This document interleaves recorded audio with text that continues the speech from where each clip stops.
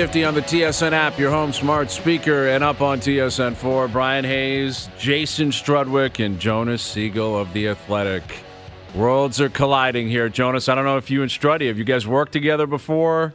Oh, yeah.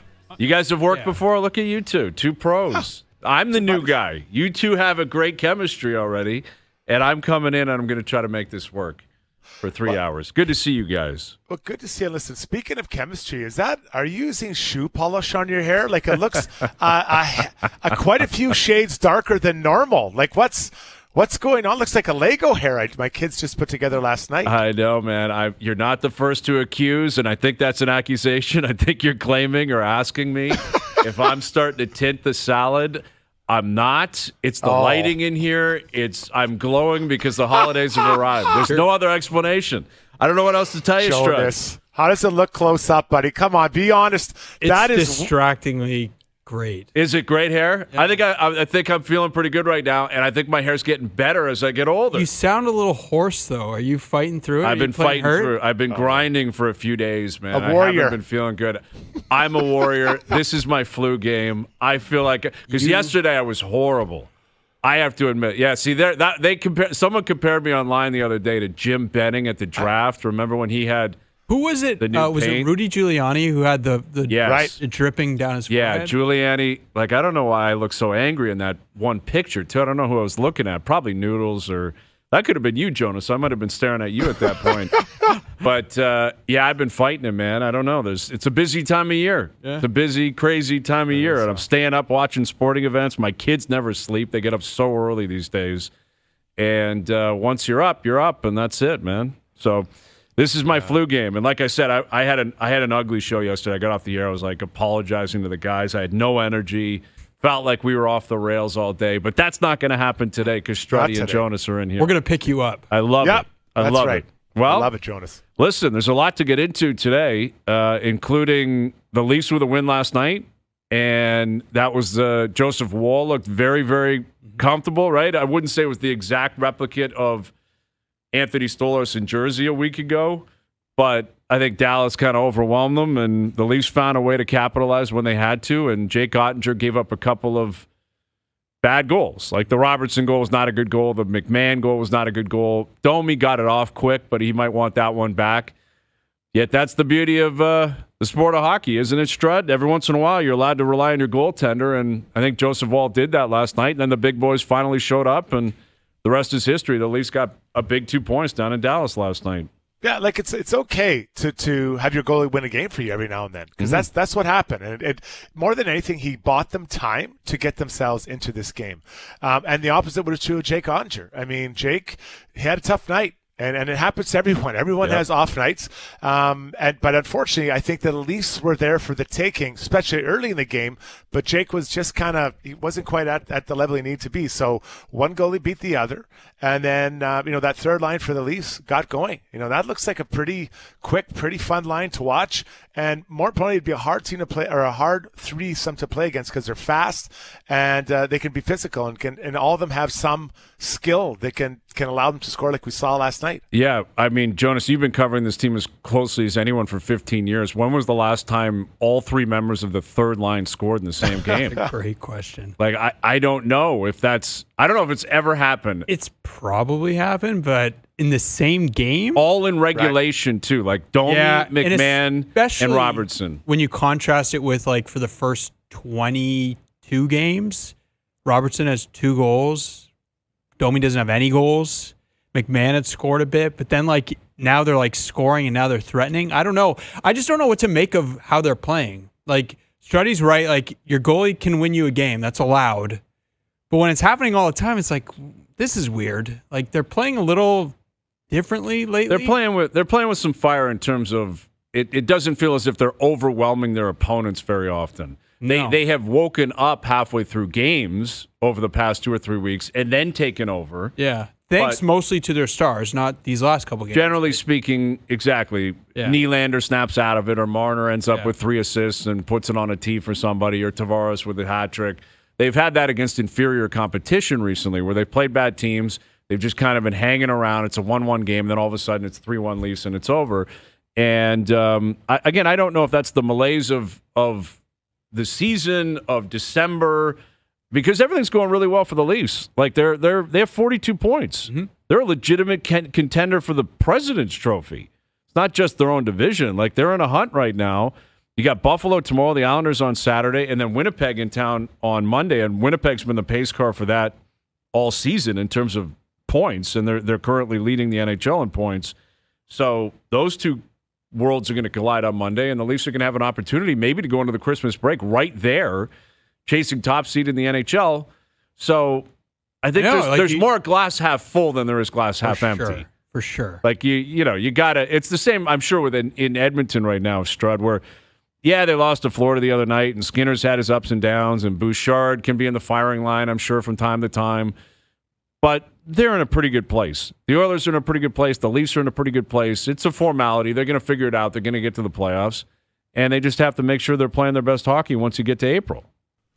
I guess if I was a Leafs fan, the thing I'd be looking at is that, did they really deserve to win that game last night? It's that the goalie helped them for sure, and probably was the reason they won the game, but they didn't necessarily all play well.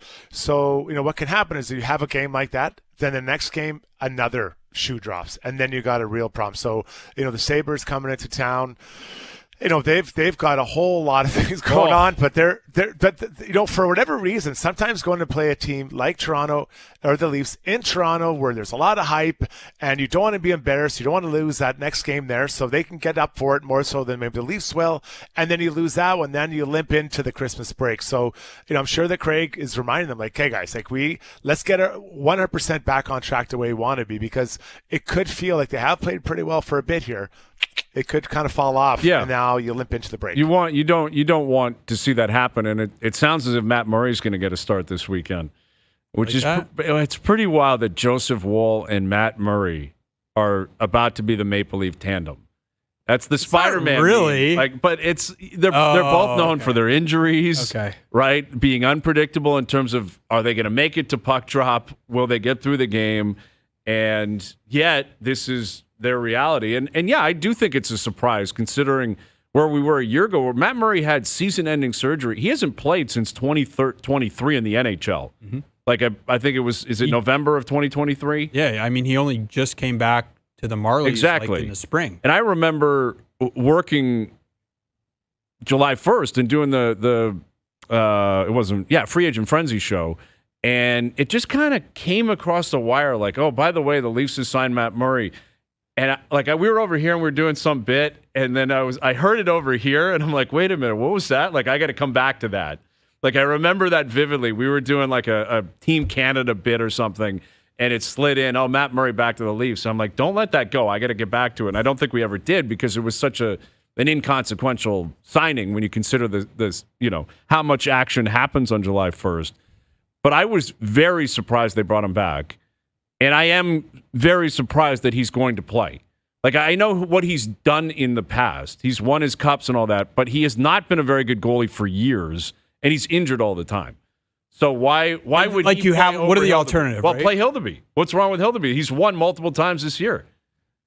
Hasn't looked amazing. What do you think Matt Murray? And it's like a month. I don't know. Like, Matt Murray, exactly. I think the perception of Matt Murray's time with the Leafs is a little skewed. And in Ottawa prior to it. No, but during he played 26 games, he was basically league average. He just was hurt a lot.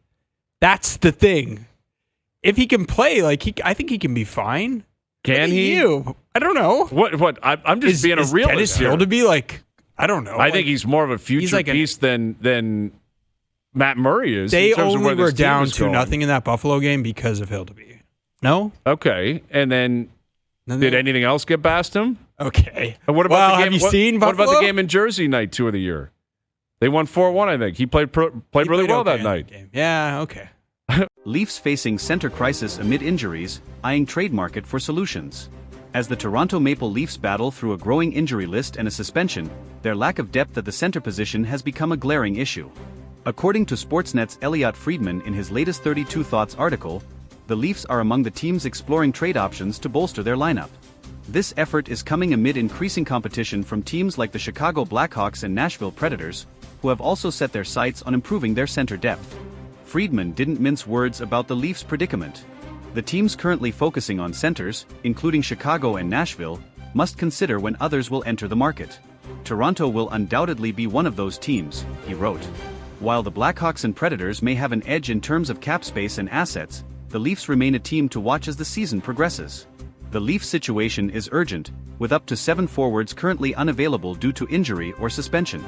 Ryan Reeves is serving a 5-game suspension, while key players like Austin Matthews, upper body, Matthew Knies, upper body, Kaye Jarnkrok, groin/sports hernia, David Kampf, lower body, Max Domi, lower body, and Max Pacioretty, lower body, are all sidelined.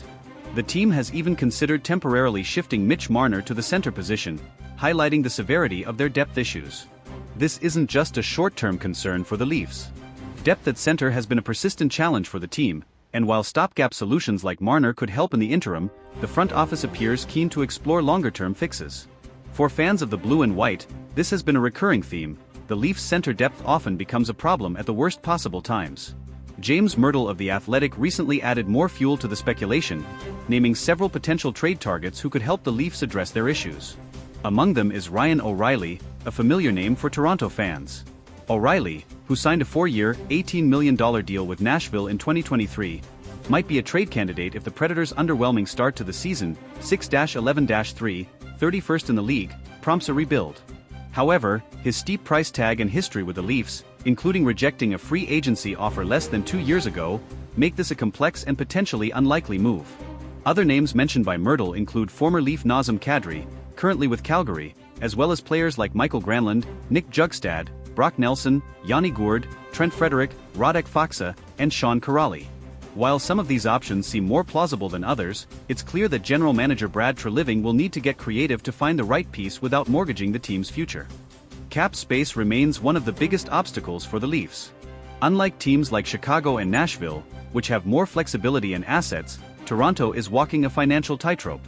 As Friedman noted, competition will intensify as cap-constrained teams strive to create room. For the Leafs, that could mean waiting for the market to develop further, a risky move given their current needs. The situation also highlights the Leafs' ongoing struggle to build a roster that can withstand the grueling nature of an NHL season. Injuries are an inevitability in hockey, but Toronto's current predicament underscores the importance of depth, a quality the team has struggled to consistently maintain. Looking back on recent years, the Leafs have often leaned heavily on their star players, particularly Matthews, Marner, and William Nylander. While these players have delivered in spades, the lack of reliable depth options has left the team vulnerable in critical moments. The current crisis at center is merely the latest example of this recurring issue. Some fans have called for more aggressive moves from Treliving, arguing that now is the time to strike while the team's core is in its prime. Others, however, are more cautious, pointing to the dangers of overpaying for short-term fixes. Striking the right balance will be key, especially as the Leafs aim to keep their championship window open. Despite the challenges, there's no denying that Toronto has the talent to be a contender, provided they can patch up their lineup. The ongoing rumors and speculation surrounding potential trades show that the Leafs are at least exploring every avenue to strengthen their roster. For fans of the blue and white, this moment feels like a pivotal point in the season. With a lineup ravaged by injuries and a tough schedule ahead, the Leafs must act decisively to avoid falling behind in the standings.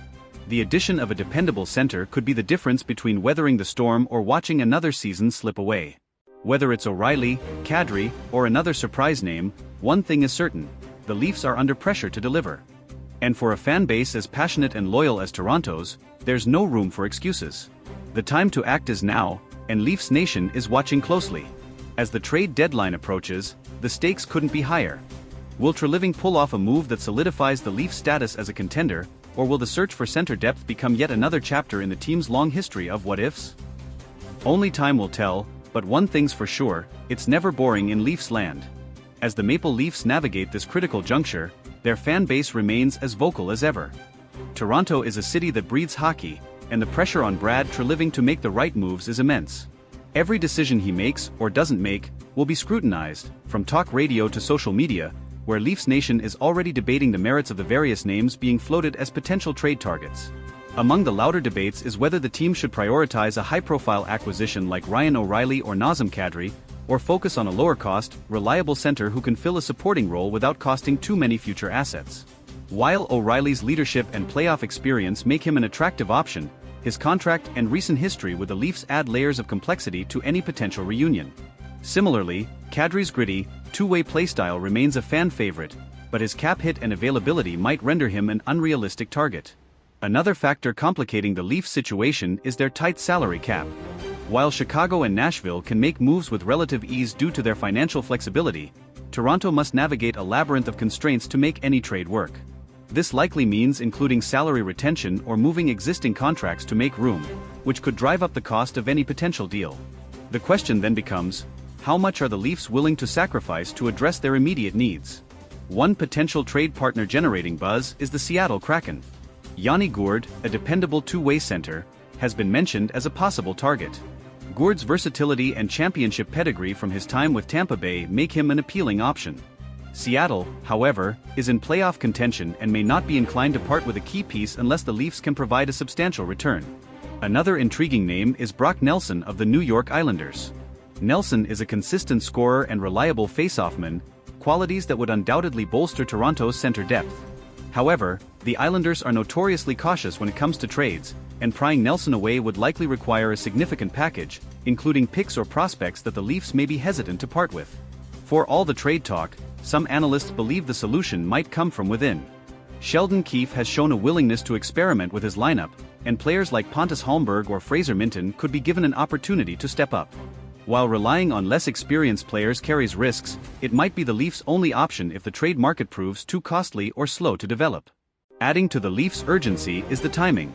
The Atlantic Division remains one of the toughest in the league, with teams like Boston, Florida, and Tampa Bay continuing to dominate. Any prolonged slump could see Toronto slip further down the standings, putting their playoff hopes in jeopardy. For a team with Stanley Cup aspirations, failing to address their weaknesses could have catastrophic consequences. Brad Treliving's history as a general manager suggests he's not afraid to make bold moves. His time with the Calgary Flames was marked by blockbuster trades, including the acquisition of Jonathan Huberdeau and Mackenzie Weegar in the Matthew Tkachuk deal. Leafs fans hope he brings that same decisiveness to Toronto, especially as the trade deadline looms. Beyond the immediate need for a center, this situation underscores a broader issue with the Leafs roster construction. Depth has been a perennial concern, and while Toronto boasts some of the league's top-end talent, their reliance on a handful of stars has left them vulnerable in moments like this. Moving forward, addressing this imbalance must be a priority for the front office if the team is to achieve sustained success. As the Leafs head into a critical stretch of the season, the next few weeks could define their trajectory.